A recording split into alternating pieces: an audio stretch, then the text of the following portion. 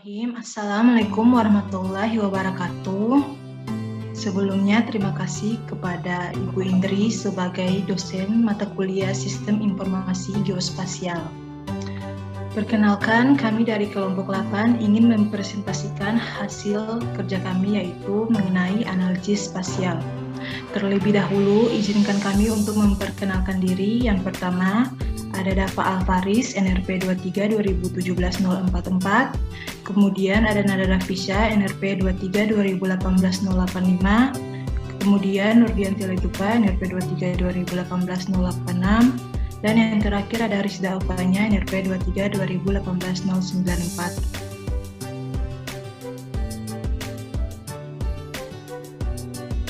Next. Kemudian kita masuk kepada pengertian analisis spasial.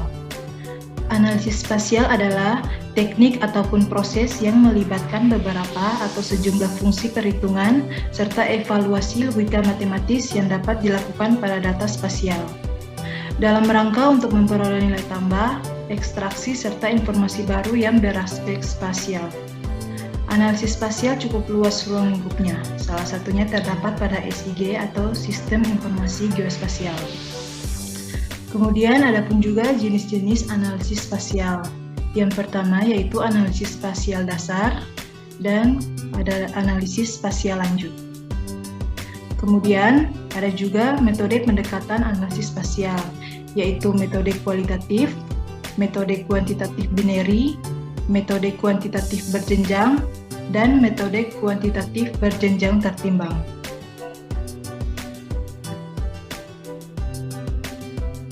Next.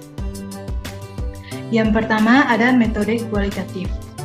Metode pendekatan ini dapat diterapkan sebagai salah satu metode analisis yang terdapat di SIG.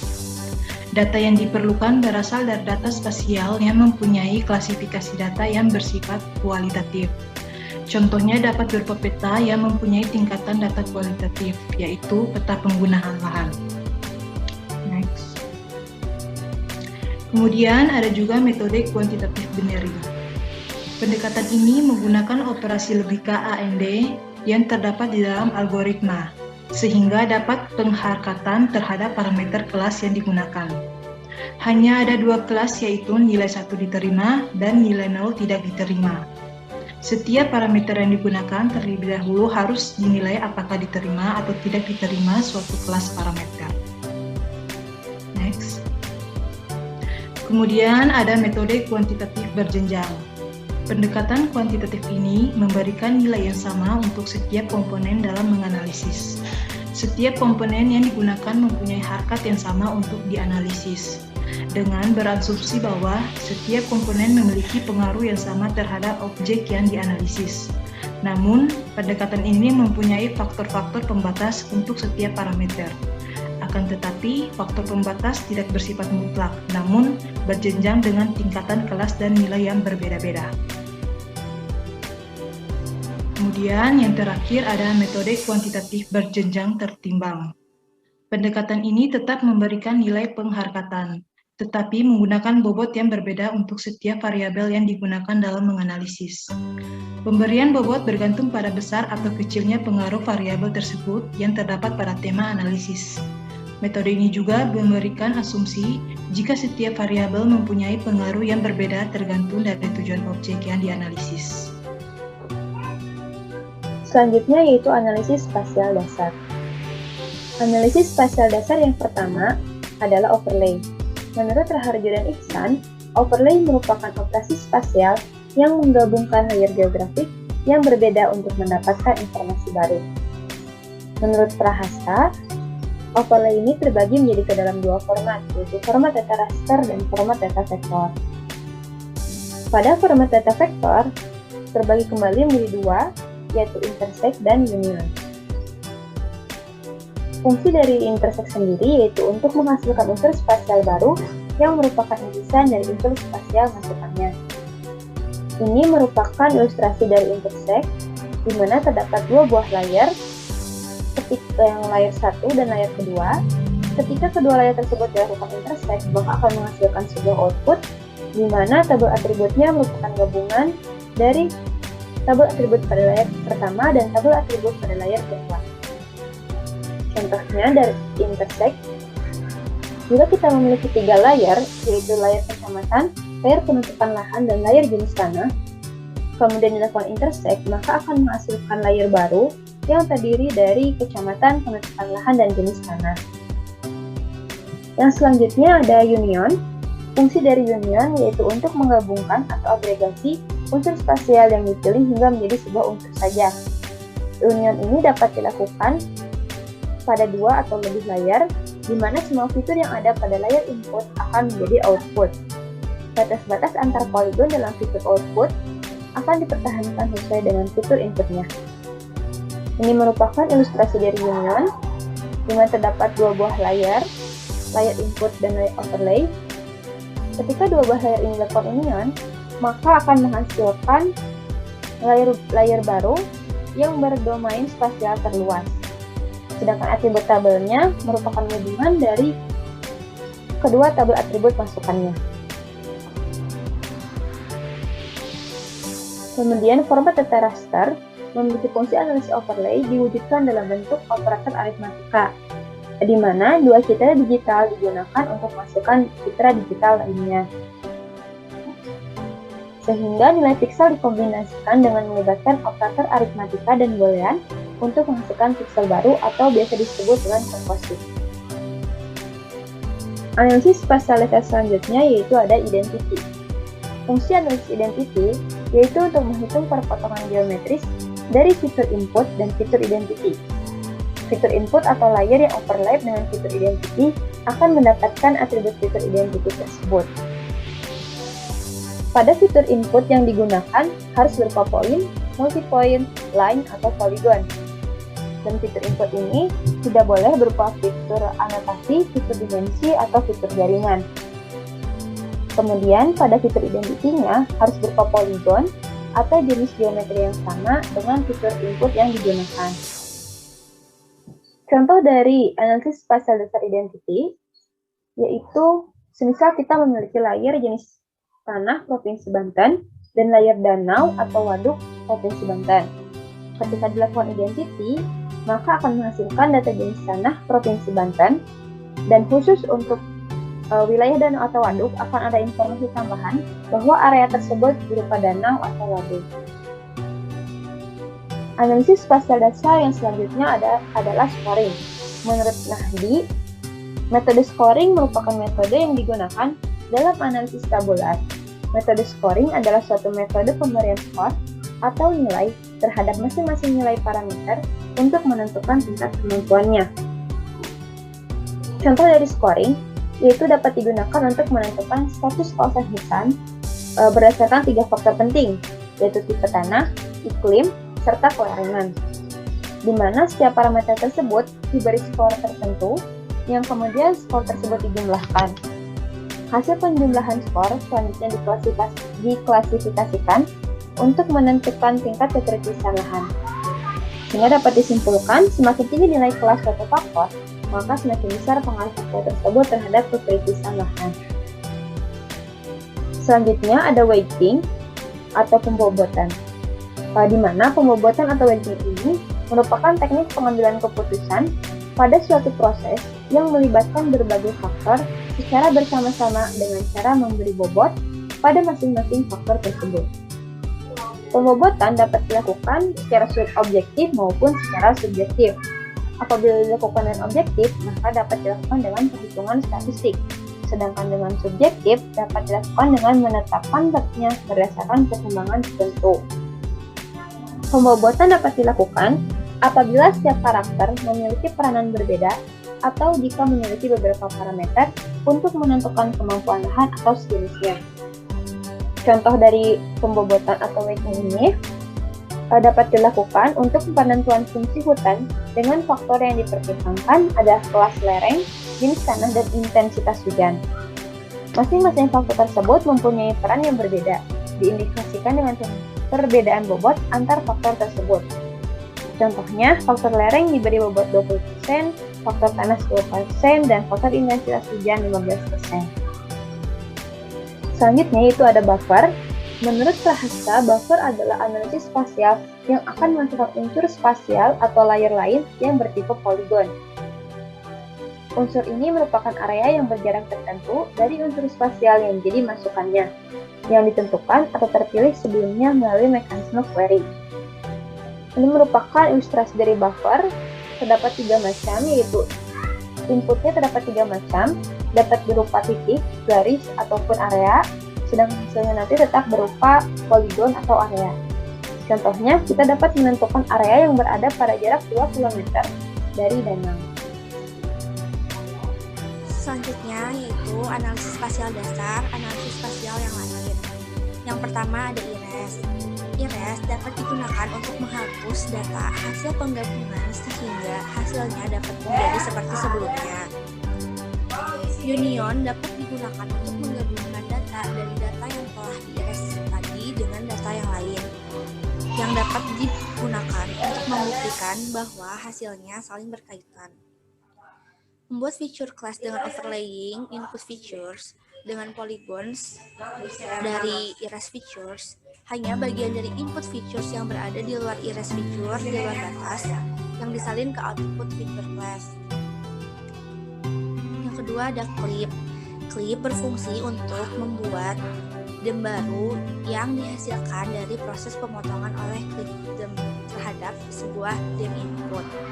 Syarat clip DEM yaitu bertipe feature polygon, sedangkan inputnya dapat bertipe polygon, line, atau point. Menentukan areal pada input berada dalam areal clip feature. Tidak ada atribut yang berpindah dari clip feature ke output.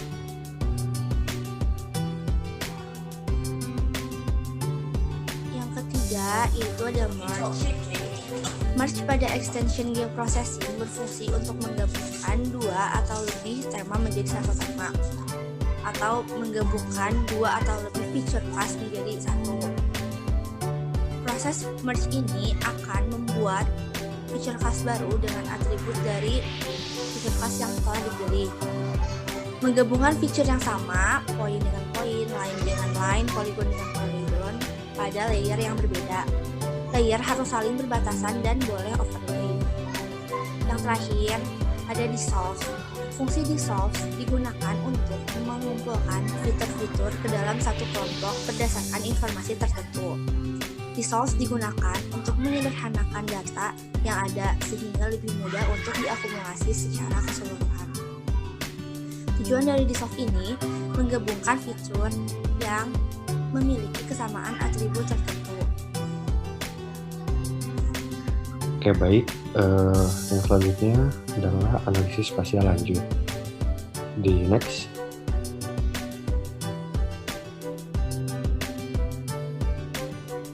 Di dalam analisis spasial lanjut itu ada yang namanya network analysis. Dalam network analysis merupakan analisis yang digunakan untuk memecahkan masalah terkait dengan jaringan. Tujuan dari dilakukannya network analysis ini adalah agar lebih efisien dalam arti dapat menghemat waktu dan uang. Fungsi network analysis ini ada beberapa fungsi ya, kita bisa lihat. Yang pertama adalah analisis jalur langsung. Analisis ini digunakan untuk mencari jalur terdekat dari suatu titik ke titik lainnya, seperti mencari rute terdekat untuk menuju supermarket dari rumah. Fungsi optimum routing yang digunakan untuk mencari rute-rute untuk menuju banyak lokasi dalam sekali jalan. Fungsi ini juga memudahkan delivery man dalam mengunjungi beberapa rumah agar lebih efisien dan cepat, juga hemat. Selain rute atau jalur, analisis jaringan juga dapat digunakan untuk menganalisis fasilitas terdekat untuk mendapatkan pelayanan. Hal ini juga berkaitan dengan jangkauan pelayanan dari fasilitas itu sendiri. Pencarian fasilitas terdekat seperti saat terjadi kecelakaan, maka dapat dicari rumah sakit terdekat untuk mempertimbangkan aksesibilitas tercepat. Analisis drive time merupakan analisis yang digunakan untuk menganalisis waktu tempuh menuju pusat fasilitas, seperti digunakan untuk membantu toko menentukan berapa banyak konsumen dalam radius 5 mil. Lalu selanjutnya menjadi petunjuk arah pengemudi, seperti menggantungkan peta kertas atau berfungsi sebagai map guess. Jadi ada beberapa hal di sini yang dapat kita lihat atau dapat kita saksikan langsung di kehidupan sehari-hari. Itu bagaimana cara network analisis ini mempermudah pekerjaan-pekerjaan seperti ojek online dan juga untuk para pengantar paket. Lalu kita juga bisa lihat untuk mencari seperti yang ada sekarang di Google Maps ya. Di Google Maps kita bisa melihat di mana lokasi, misalnya kita ingin mencari stasiun, kita bisa mendapatkan lokasi stasiun tersebut dengan hanya mencari di platform Google Maps tersebut. Nah, seperti itu ya kurang lebih. Lalu kita lanjutkan ke yang selanjutnya, itu adalah train analysis. Basic train analysis atau analisis medan menggunakan data ketinggian, biasanya dalam hubungan dengan informasi geospasial lainnya. Untuk mendeskripsikan lanskap, untuk visualisasi dasar pemodelan atau untuk mendukung pengambilan keputusan. Terrain atau land relief merupakan dimensi vertikal dan horizontal dari suatu permukaan bentang lahan. Hal yang sama untuk bentang lahan di bawah permukaan laut disebut bathymetry. Karena merupakan sesuatu yang kompleks, maka terrain tidak bisa diukur dengan hanya menggunakan satu ukuran, melainkan dengan menggunakan berbagai ukuran yang disebut parameter terrain. Basic train analysis memiliki berbagai fungsi. Fungsi-fungsi tersebut diantaranya adalah basic train analysis dapat menginterpretasikan fitur topografi melalui sistem informasi geografis. Fitur tersebut meliputi kemiringan lempeng, aspek jarak pandang, elevasi, garis kontur, aliran, garis aliran atas, dan garis aliran downslope. Menggambarkan, lalu yang selanjutnya ada menggambarkan atau membuat kategori landscape dari permukaan bumi dan menciptakan pemahaman tentang hubungan antara proses ekologi dan fitur fiksi. Analisis medan sering digunakan dalam operasi militer untuk memahami bagaimana geografi fisik mempengaruhi pertempuran. Nah, jadi kalau untuk yang terrain analisis ini dapat langsung dilihat itu atau digunakan ya, bermanfaat untuk hal-hal yang memang berbau tentang medan ya, medan lapangan, medan lahan, dan yang lain-lain. Saya kira seperti itu dulu. Lalu yang selanjutnya ada analisis spasial lanjut, yaitu proximity analysis. Teknik analitik yang digunakan untuk menentukan hubungan antara titik yang dipilih dan tetangganya. Dalam